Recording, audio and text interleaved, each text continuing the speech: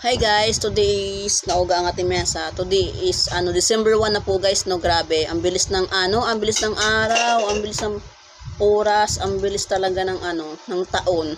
Parang kailan lang kakaselebrate niya lang ng Pasko kasi kami guys, wala kaming Pasko, kami mga INC. At doon sa mga nagtatanong, INC ka pala, bakit nagsusot ka ng mga ganere? Nagsusot ka ng mga ganitong hikaw. Kaya mga INC guys, hindi naman bawal sa amin magsuot ng ganito pag nasa bahay lang. Pero pag nasamba kami, syempre bawal po ang ganito. Okay? Oh. Doon sa mga, wala kaming Pasko guys. Ayan, wala kaming Pasko. Ayan. So, hindi kami celebrate ng Pasko. Doon sa mga celebrate ng Pasko, so, go nyo lang. So, sa mga nagtatanong kung itong Glutagency, araw-araw ko po siyang iniinom guys. Nakainom na ko kanina umaga, pagising ko, nag-inom na ako. So, hindi na ako inom ngayon guys. Sayang naman kung 2 capsule ko siya in a day. So sa iba, tinitake siya 2 capsule sa loob ng isang araw. Pero ako, 1 capsule lang kasi. Tama na sa akin yan. Okay. So, iniinom ko po siya araw-araw. Pwede siya inumin pang gabi bago kayo matulog. At kung sa umaga naman, basta ako sa umaga ko siya iniinom pagkagising ko, okay? Shipping po tayo nationwide, guys. So, December 1 na po pala ngayon. So, congratulations sa lahat mga tipicians na makakatanggap ngayon ng pensyon, okay? Ako natanggap na ko na kay ng madaling araw kasi nga hindi agad ako nakatulog. Lalo na po pag umatake yung aking insomnia. Hindi po talaga ako nakakatulog agad. So, maabot ng 3 AM bago ako nakakatulog. So, ayun, pag-check ko, tanggap ko na yung aking pension. So, by the way guys, suot po natin guys silicone bra. Ang aking suot na silicone bra. Sa mga nais po mag-order ng silicone bra, PM lang po kayo sa akin at sa ating Glutagency. PM lang po sa akin, okay? Pag-uusapan natin yung ating kung sa mga gustong magnegosyo dyan, sa mga gustong mag-start ng negosyo. Okay guys, sa mga gustong mag-start ng negosyo, ang titingnan po natin yung product, no? Ano ba ang demand na product ngayon guys? So, lahat naman talaga demand, pero yung pinaka-demand, na mas demand pa siya, I mean, parehas siya sa bigas. Okay lang na sa bigas, di ba? Okay lang na walang ulam basta may bigas, may kanin, di ba? So, sa negosyo naman, ano yung product na basic need ng tao? Syempre, load. Para sa akin, load, di ba? Kasi ang load talaga guys is necessity na ng mga tao. Basic needs na siya ng mga tao. Pasok na doon siya sa isa sa mga needs ng mga tao, okay? So, sa mga nais dyan mag-start ng kanang loading business po, so, pwede po kayo magsali sa team ko. Sa akin, ako yung magiging upline leader mo. Ako yung mag-guide sa'yo sa negosyong papasukin mo. Okay? Bakit nga ba TPC eluding business ang in-offer ko na nakikita yun naman na meron ako ibang pagkakitaan? Kasi po guys, itong negosyong to, hindi po pera-pera lang. Okay? Gusto lang po namin na ikaw nanood ng videong to, na alam kong gumagamit ka rin ng load, kaso hindi ka pa nakakatipid ng load until now. Kailan ka nagkaroon ng cellphone? Ilang taon ka na nagkaroon ng cellphone? Siguro 12 years old until now. Ilang taon ka na ngayon? So, isipin mo, nakakatipid ba ako sa load? Hindi. Kasi hindi ka pa isang tipician. Kaya sabihin mo, Gcash ka, Wi-Fi ka, ang Wi-Fi guys, pang bahay lang po yan. Pag aalis tayo ng bahay, hindi po tayo makakagamit ng Wi-Fi. Okay? Maglo-load pa rin po tayo, okay?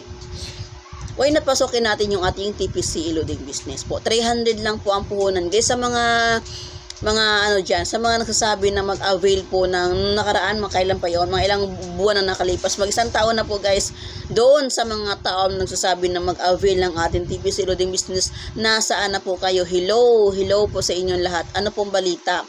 Matapos na po ang ating taon na 2023, mag 2024 na po. So, sana, bago matapos yung ating 2023, sana mag-start na po tayo ng ating negosyo. Okay? Load po ang aking best offer po sa inyo. So, sa mga nais po mag-reseller sa aking mga product, tulad nito, marami akong mga product guys sa TikTok shop. Naghahanap rin po ako ng resellers. Pero, bago nyo pangarapin ng ibang source o ibang income, pasukin nyo muna ang load. Kasi lalo na kung ikaw ay papasok sa isang negosyong online selling, online business, kailangan po talaga natin na may data lagi sa ating cellphone. Kailangan po natin lagi na meron tayong load para makita yung mga, kung meron ba isi-send sa iyo si customer na mayroon paggang ganito, hindi mo agad siya makikita kasi wala kang load. So, sayang po yun. Sayang po yung opportunity na sana makabinta ka na, kaso hindi mo siya inaasikaso kasi nga wala kang load at hindi ka pa isang technician. So, ang offer ko sa iyo is TPC eluding business. So, sana mag-avail ka sa aming TPC eluding business, guys. Alright? So, saan ba tayo makapag-start ng, anong negosyo ba ang pwedeng i-start sa halagang 300 pesos? Diba? Wala po. Diba? Wala. Pero sa TPC namin, meron po. Kasi ang pinaka-starting capital po ng aming TPC loading business is 300 pesos po. Ako po, nag-start lang din po ako sa 300 pesos. Alright? Nakikita yung tindahan namin, katas TPC po ito. Okay? Yung aming bahay, meron po yung katas TPC. Yes, okay. Mga gamit namin sa bahay, okay. So, isipin mo kung gusto mo lang magtindahan, okay. Tindahan lang ang gusto mo, okay. So, kung mag-start ka ng tindahan, guys, kulang na kulang po yung 300 pesos. So, why not pasukin mo muna yung ating TPC loading business at kung lumago na ito, saka ka na magtindahan. Tulad ng mga team ko, kay dealer ko, sa dealer ko na si Mary Grace Magdamit. Hello coach, kumusta? Ang aking mga retailer na sa Mindanao, dito sa Santa Rosa, Laguna, nag-start lang po sila sa 300 pesos po. Meron po akong retailer sa Mindanao. So, nag-start po siya sa retailer. So, nakapag-ipon, nakapag-pundar po siya ng tindahan. Meron din po ako dito sa Santa Rosa, Laguna po. Nag-start po siya sa 300 pesos sa eluding business. Nakapag-ipon, nakapag-start ng tindahan. Okay? So, bakit nga ba load ang ino-offer ko sa inyo? Yun nga, tulad ng sabi ko sa inyo guys, load is necessity na po ng mga tao. Basic needs na po siya. Isa na po siya sa mga basic needs ng tao. Para na po siyang bigas. Okay lang po na wala tayong pabango, basta meron po tayong load. Kasi guys, mag-aanhin mo naman yung cellphone mo kung walang load. Diba? Kung sabihin mo Gcash ka na, ganon din naman po ang Gcash. Pag maglulo po ang Gcash, hindi ka rin maka-open sa Gcash mo kung maglo-load ka. So, why not pasukin mo yung TPC natin? So, mag-TPC ka rin habang may Gcash ka. At least, may choice ka sa dalawa. Kung okay sa'yo yung Gcash mo, yun ang gagamitin mo. Kung magluloko ang Gcash mo, so meron kang TPC, so hindi ka lugi doon. Hindi ma-stop yung eluding business mo kasi meron kang ang dalawang pagpipilian.